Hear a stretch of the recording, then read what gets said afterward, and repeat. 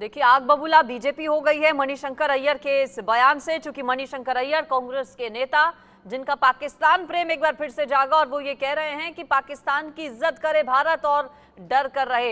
एके Siwach sir के पास अब मैं जा रही हूं, खास मेहमान मेरे साथ जुड़े हुए हैं। एके सर, कांग्रेस के नेताओं का पाकिस्तान प्रेम एक बार फिर से सामने आया है। मणिशंकर अय्यर को आपने सुना होगा, कह रहे हैं कि इज्जत करनी चाहिए भारत को। इज्जत क्या पाकिस्तान की इसलिए करे चूंकि आतंकी भेजता है पाकिस्तान भारत में हमले करने के लिए?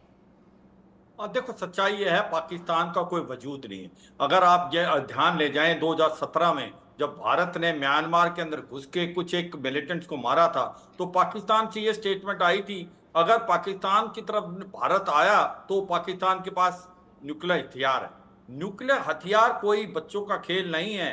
These are weapon of deterrence, they are not weapon of war. हुआ क्या, उड़ी हुआ तो भारत ने घुस के 17 लॉन्च पैड जो कि 2 से 3 किलोमीटर अंदर थे, उनके अंदर जाके कम से कम 47 टेररिस्ट को मार गिराया। और उसके बाद जब पुलवामा हुआ तो बालाकोट में एयर स्ट्राइक किया। वो पीओजे में नहीं, खैबर पख्तूनख्वा में था। और वो जाके बालाकोट में 317 जो लश्कर तोबा के आतंकवादी थे उनको और जैसे मोहम्मद को उनको बर्बाद किया। और उसमें 28 जो थे वो पाकिस्तानी सोल्जर थे जो ट्रेनिंग कराए थे। कहने का मतलब यह है, पाकिस्तान को यह बता दिया, ये आपकी जो न्यूक्लियर बोगी है ये चलेगी नहीं भारत में। ये डरा के डरने वाला भारत नहीं है। अगर भारत की पॉलिसी है कि नो फर्स्ट यूज, अगर हम नहीं न्यूक्लियर हथियार फर्स्ट यूज करेंगे, इसका कतई मतलब नहीं है हमारे पास सेकंड स्ट्राइक कैपेबिलिटी नहीं है। अगर पाकिस्तान ने यह गलती की, उसने न्यूक्लियर हथियार चलाने की कोशिश भारत पे की, तो भारत पाकिस्तान का नामो निशान मिटा देगा। ये पाकिस्तान को भली भांति मालूम है। तो ये सच्चाई है।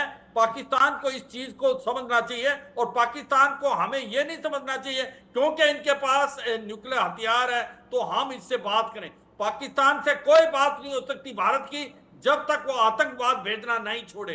Talks and terrorism can not go together. मैं ये भी बताना चाहूंगा अपने दर्शकों को, 10,000 के करीब लश्कर तोबा जैसे मोहम्मद के आतंकवादी आज भी लॉन्च पैड और ट्रेनिंग एरिया में बैठे हैं पीओजे में। और वो लैस है M4 राइफल जो कि अमेरिकन अफगानिस्तान में छोड़ गई थी। आज वो टूटने के कगार पे है। $186 बिलियन का कर्जा है।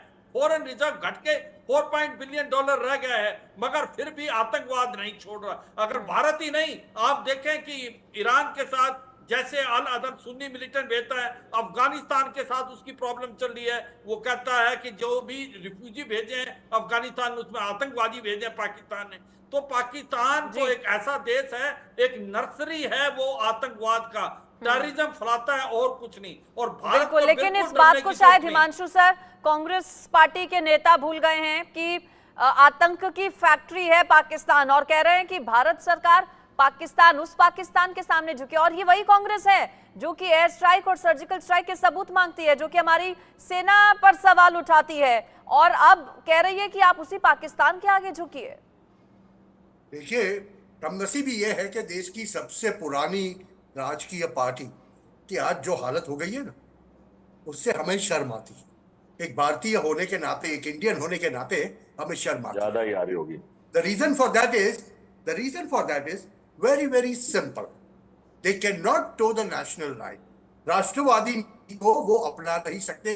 वो हमेशा अपीसमेंट की, तुष्टीकरण की राजनीति को खेलते रहते हैं, और इसी वजह से इस प्रकार की आपको निवेदन सुनने में आएगी, अभी भी आएगी। इलेक्शन खत्म होगा तब तक और कुछ सुनने में आएगा। मैं तो सोच रहा था कि इस बार मणिशंकर अय्यर जी गए कहाँ।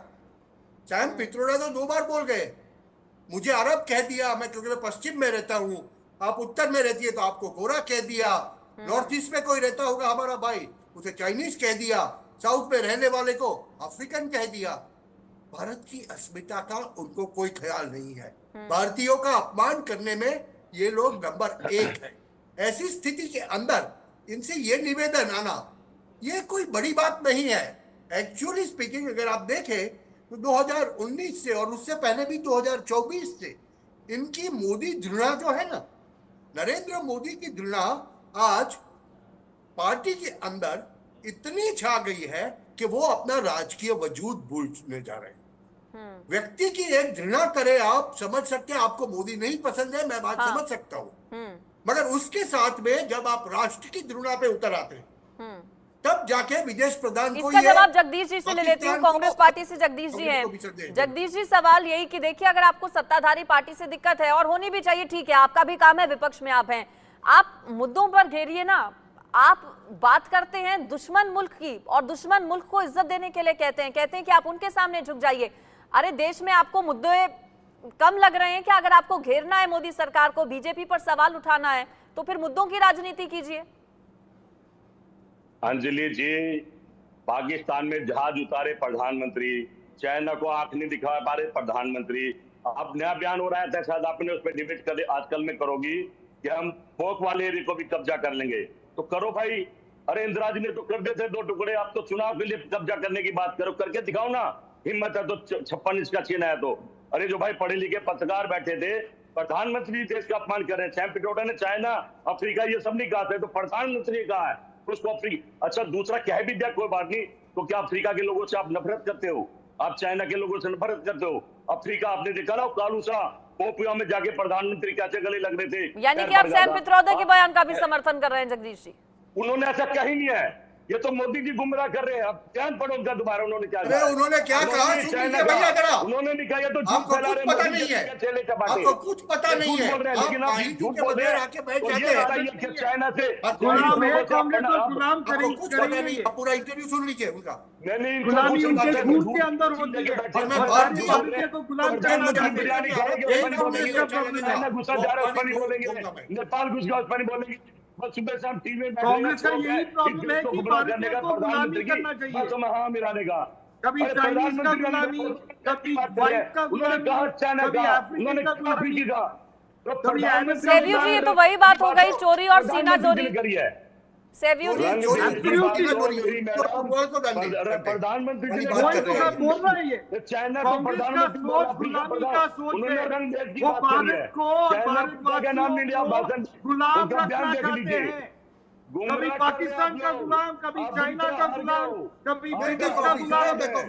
यही कांग्रेस का हकीकत है। ठीक है जगदीश जी, अब आपने अपनी बात रख ली, अब सेव्यू जी आप अपनी बात रखिए।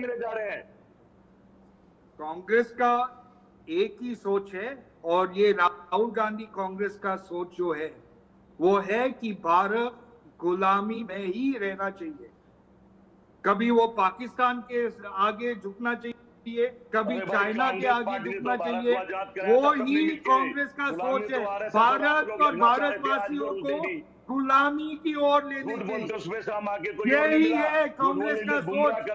इसलिए राहुल गांधी ने चाइना के साथ एमओयू साइन किया था, जो अपने एमएसएमई को, इंडस्ट्री को खत्म किया था। राहुल गांधी के अंदर दम है वो डॉक्यूमेंट को बाहर लाने के लिए। कोई कांग्रेस के अंदर दम है वो एमओयू का डॉक्यूमेंट को बाहर लाने के लिए। एक foreign over intelligence agency China के साथ उन्हें चुनाव तक कब्जा करेंगे, चुनाव तक आप बोलिए कब्जा करने की बात करें। गुलामी, आप सिर्फ भारत को गुलाम की ओर एके जी, एके सर, क्या आपको भी लगता है कि कांग्रेस पार्टी अभी गुलामी वाली सोच से अपनी बाहर नहीं आ पाई है? देखो, मैं यही कहूंगा कि हमें यह समझना चाहिए कि जो पाकिस्तान है उसका कोई वजूद नहीं। मैं ये बताने की कोशिश करता हूं कि पाकिस्तान से हमें कोई रिलेशन नहीं रखने जब तक आतंकवाद बंद ना हो, और पाकिस्तान आतंकवाद बंद कर नहीं सकता, क्योंकि आज वो कहते हिलेरी क्लिंटन 2013 में आई थी। आप, मैं बोल सकता हूँ, can I speak please? Jagdish ji आप सुन लीजिए, आपका हो गया, आऊंगी मैं आपके पास फिर से। आप एके सर को सुन लीजिए, आप चुप रहकर। प्रधानमंत्री बिरयानी खा रहे थे, बताइए कैसे नहीं कहते? आप एक मिनट, बिरयानी खाना चाहता नहीं, जाके झूठ फैला रहे हैं। जगदीश जी आपकी परेशानी समझ रही हूँ, मैं समझ रही हूँ। अब डैमेज कंट्रोल करने में लगेगी आपकी पार्टी अच्छी तरीके से। और एक बात है, ये सच्चाई है कि पाकिस्तान को आप उसी से बात करें, क्योंकि पाकिस्तान जब आतंकवाद का साथ नहीं छोड़ेगा, आतंकवाद से बात करने का कोई मतलब नहीं है। और मैं एक चीज कहने की कोशिश करता हूँ, पाकिस्तान का जो आज डेट है वो 200 बिलियन हिमांशु सर, जल्दी से 30 सेकंड में अपनी बात रखिए। आप के साथ ट्रेड करना चाहता है, भारत को कोई ट्रेड नहीं करना चाहिए, क्योंकि सच्चाई यह है कि आतंकवाद को अगर वो साथ रख के, हिलेरी क्लिंटन आई थी 2013 में पाकिस्तान, ठीक है कि सर, हिमांशु जी 30 सेकंड। जब तक आप आतंकवाद को बढ़ाते रहेंगे और आप सोचेंगे कि अपने जो स्नेक्स हैं वो आप अपने दुश्मन के देश में डसेगा, एक दिन आपको डसेगा। आज पाकिस्तान में तहरीके तालिबान पाकिस्तान बहुत बोल भैया, ये बहुत बोल रहे हैं। पाकिस्तान ने क्रिएट ही किया, हमने तो नहीं क्रिएट किया। सच्चाई यह है पाकिस्तान अपने ही जो टेररिज्म से गिरेगा और उसके 4 टुकड़े होंगे, एक खैबर पख्तूनख्वा, बलूचिस्तान, सिंध और पंजाब, और पीओजे के और गिलगित पाकिस्तान जिस प्रकार से 11 मई को चलिए ठीक है, समय की मेरे पास कमी है। आप सभी का बहुत शुक्रिया इस पर मेरे साथ जुड़ने के लिए। सवाल कई सारे हैं। क्या कांग्रेस पार्टी को वाकई में ये लगता है कि विश्व गुरु भारत तभी बन पाएगा जब पाकिस्तान के आगे झुकेगा, डरेगा, क्योंकि उसके पास एटम बम है? सवाल और भी कई सारे हैं। आगे भी इस बड़ी खबर पर हर अपडेट आप तक पहुंचाएंगे, क्योंकि बीजेपी आग बबूला हो गई है, गुस्से में है, रिएक्शंस तमाम आ रहे हैं। फिलहाल बुलेटिन में एक छोटा सा ब्रेक।